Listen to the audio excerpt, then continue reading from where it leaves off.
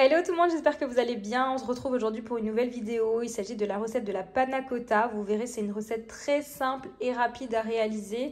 Donc pour cette recette, on aura besoin de 500 g de crème entière liquide, donc que j'ai versé directement dans une casserole. On aura besoin de 50 g de sucre. Alors personnellement, je n'aime pas trop la faire sucrée étant donné qu'on va rajouter tout à l'heure un coulis sur nos panna cotta qui lui sera légèrement sucré. Donc pour un bon équilibre, je ne mets pas beaucoup de sucre. Donc 500 g de crème pour 50 g de sucre, une gousse de vanille, c'est très important, c'est vraiment ça qui va venir parfumer notre panna cotta, et 3 feuilles de gélatine, soit 9 g. Donc première étape de cette vidéo, on va faire tremper nos feuilles de gélatine dans un volume d'eau froide.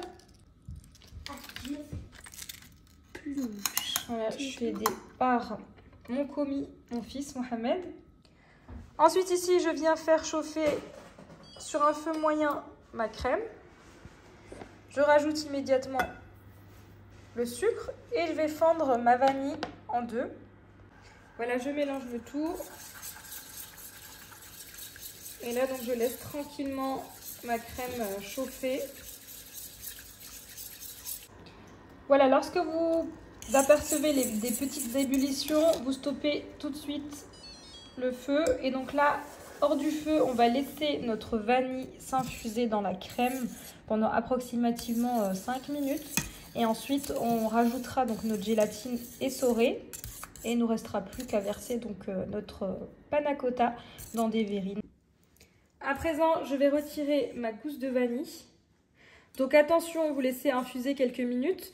Mais il faut que votre crème reste chaude. On a besoin de la chaleur pour que la gélatine puisse gélifier notre mélange.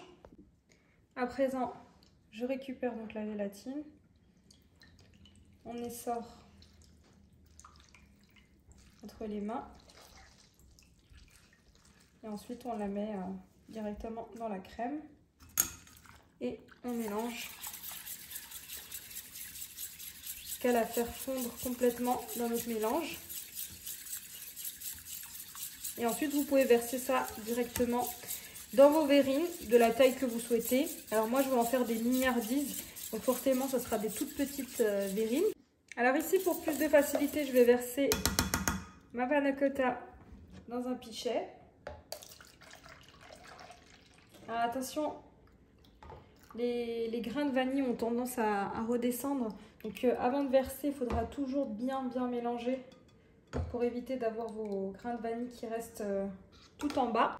Voilà, donc ici j'ai pris ces petites verrines, voilà, toutes simples, en verre.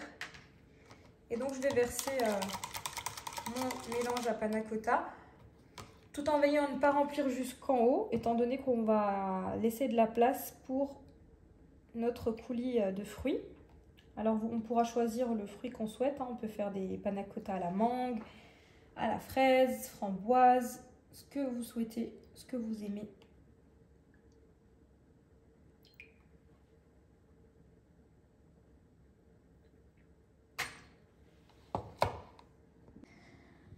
Voilà, donc avec cette recette, j'ai réalisé 14 mini panna cotta. Donc là, je vais les laisser tiédir, voire refroidir.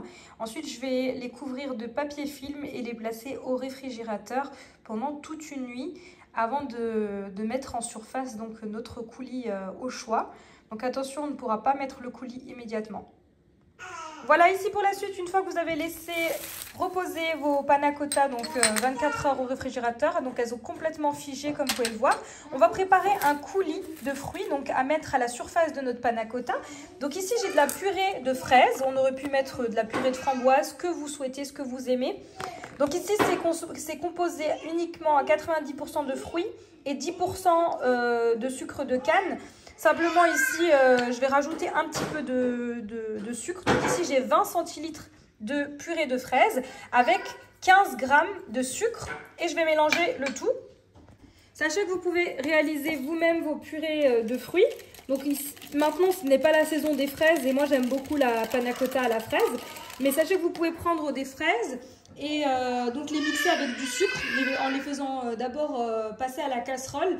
Vous les laissez complètement dégorger de leur eau de végétation. Vous rajoutez donc votre sucre et vous mixez le tout. Et ça vous donnera donc votre purée de fraises.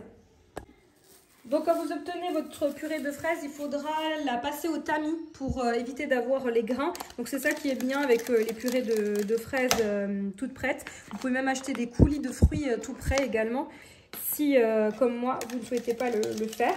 Voilà, donc là je viens verser directement mon coulis à la surface de mes panna cotta. Je vais également en faire aux fruits de la passion. Donc de la même façon, j'ai de la purée de passion. Et voici, cette vidéo arrive à sa fin. J'espère que vous avez aimé cette vidéo. N'hésitez pas à me laisser un commentaire et je vous dis à très vite pour de nouvelles vidéos.